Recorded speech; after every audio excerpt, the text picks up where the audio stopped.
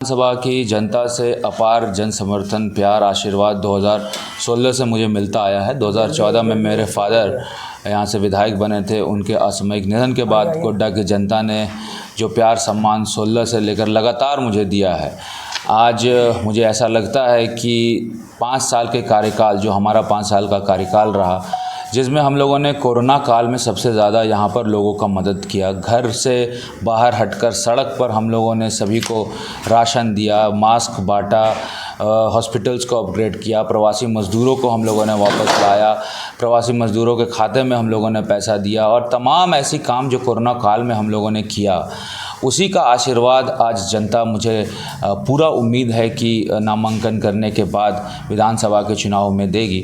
विधानसभा का चुनाव अपने मायने में अलग है, क्योंकि अब विधानसभा का चुनाव विधायक चुनने का नहीं रहा, ये सरकार चुनने का है, सरकार बदलने का है और नई सरकार लाने का है। क्योंकि जिस प्रकार से महागठबंधन ने, महाठगबंधन ने लोगों को ठगा 5 साल, आज ना युवा खुश है, ना महिला खुश है। और तमाम ऐसे मुद्दों पे हम लोग जब जनता के बीच में जाएंगे तो मुझे पूरा उम्मीद है कि हम लोगों को अपार जन समर्थन मिलेगा। इसी नियमित जो शुरुआत है चुनाव की हो गई है। 24 तारीख को हम लोग यहाँ से नामांकन करेंगे। हटिया परिसर से नामांकन होगा। हज़ारों हज़ार संख्या में लोग वहाँ उपस्थित होंगे। जनता आज की डेट में कह रही है कि हम लोग नामांकन में आएंगे बिना सुविधा के।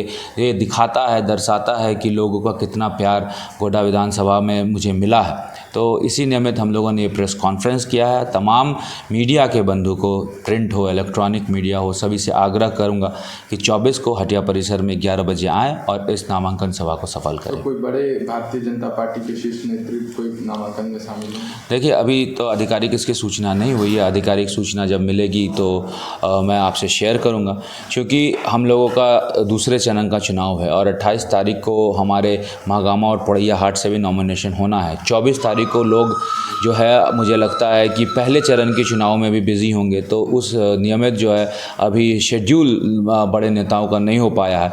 जैसे इसकी सूचना आएगी तो मैं आप सभी से साझा करूंगा। सर, झारखंड सरकार के 5 साल के कार्यकाल को कैसे देखते हैं आप? देखिए, झारखंड सरकार के 5 साल के कार्यकाल को मैं 10 में से 0 मार्क्स दूंगा। इसलिए क्योंकि सरकार ने कहा 5 लाख सरकारी नौकरी देंगे, सरकार ने कहा बेरोजगारी भत्ता देंगे, सरकार ने कहा स्थानीय नीति ले आएंगे, सरकार ने कहा नियोजन नीति ले आएंगे, सरकार ने कहा स्थानीय युवाओं को आरक्षण देंगे, सरकार ने कहा कि 1000 से 2500 वृद्धा पेंशन कर देंगे, सरकार ने कहा 2000 चूल्हा खर्च देंगे, सरकार ने कहा 72,000 रुपये प्रतिवर्ष देंगे महिलाओं को, सरकार ने कहा कि नवविवाहिता को चांदी का सिक्का देंगे। आज तमाम ऐसे मुद्दे हैं जो सरकार ने पूरा नहीं किया।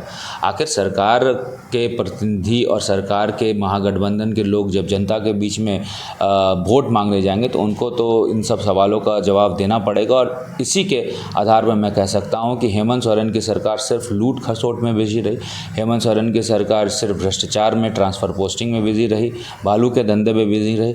लेकिन धरातल में जो जनता का समस्या का समाधान करना चाहिए था वो नहीं कर पाई।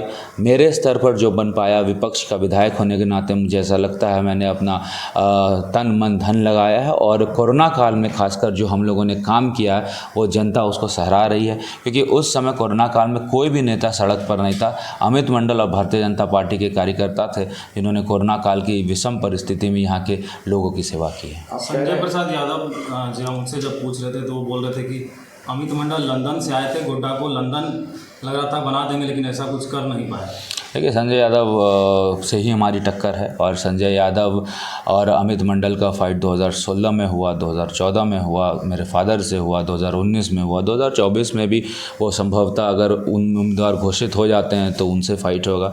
तो ऐसे स्थिति में जो विरोधी रहते हैं, तो विरोधी तो कभी अमित मंडल जिंदाबाद नहीं करेगा। उनको तो कुछ ना कुछ मुद्दा चाहिए और उनके पास एक मुद्दा है कि मैं लंदन से आया था। मुझे लगता है कि बहुत बड़ा गुनाह मैंने किया, लंदन से आके मुझे नहीं जाना चाहिए था, लंदन नहीं पढ़ना चाहिए था, लेकिन फिर अपने बेटे को भी लंदन भेज देते हैं पढ़ने के लिए। तो सवाल वो नहीं है, सवाल ये है कि आज की डेट में कोई भी मेरा जितना बड़ा भी विरोधी हो ये नहीं बोल सकता है कि अमित मंडल ने भ्रष्टाचार किया, अमित मंडल ने गुंडाई की, अमित मंडल का कैरेक्टर ख़राब है, अमित मंडल ने लोगों का अपमान किया, अमित मंडल ने लोगों को मारा पीटा। ये मुद्दा वो लोग के पास नहीं है। तो मुद्दा क्या है? अमित मंडल अनुकंपा का विधायक है, अमित मंडल लंदन पढ़ने गया, अमित मंडल जो है वो यहाँ पे क्षेत्र नहीं घुमा। तो ये सब छोटे छोटे जो मुद्दे हैं वो मुद्दों को बनाकर वो करता है, लेकिन जनता जो है वो समझदार है। जनता जान रही है कि इन्होंने 5 साल तक लोगों की सेवा की, विषम परिस्थिति में हम लोगों ने सेवा की। ये तो जनता को निर्णय करना है और जनता का निर्णय ही सर्वोपरि होता है। विरोधी का काम है विरोध करना और वो करेंगे, वो उनका कर्तव्य है, उससे कोई फर्क नहीं पड़ता। सर सबसे बड़ा मुद्दा अभी बनाया जा रहा है मैया सम्मान योजना को, कहा जा रहा है कि ये मास्टर स्ट्रोक है इस बार का। हाँ, मास्टर स्ट्रोक है ये मैया सम्मान योजना, इस सरकार के पतन का मास्टर स्ट्रोक है। इसीलिए क्योंकि अगर मैया सम्मान योजना सरकार नहीं लाती तो घर घर तक झगड़ा भी नहीं होता। अब आप पूछेंगे घर घर तक कैसे झगड़ा हो रहा है। ये सरकार में वृद्धा पेंशन को 6 महीने से रोक दिया गया है। वृद्धा पेंशन का 6 महीने का पैसा से 1000 उठाकर मैया सम्मान में डाल दिया गया है। अब सास पुतोहू सास में लड़ रही है। पूरे गोड्डा में यही हाल है और पूरे झारखंड में यही हाल है। अगर आपको मैया सम्मान योजना लाना था तो 2019 में लाना था। यदि 2019 में आपने मैया सम्मान योजना लाया होता तो मुझे ऐसा लगता है 1000 के हिसाब से 12 महीने का 12,000, 5 साल के हिसाब से 60,000 लोगों को मिलता।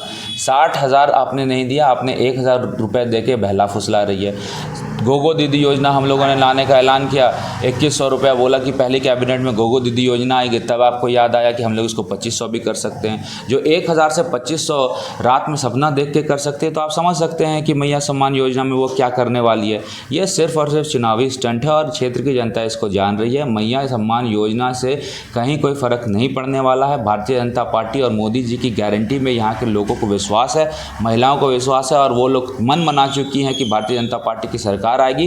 गोगो योजना दीदी के तहत 2100 रुपये उनके खाते में डीबीटी के माध्यम से जाएगा। भारतीय जनता पार्टी में उनका विश्वास है और भारतीय जनता पार्टी के पक्ष में भी वोट करेगी। जब झारखंड सरकार ने मैया सम्मान योजना का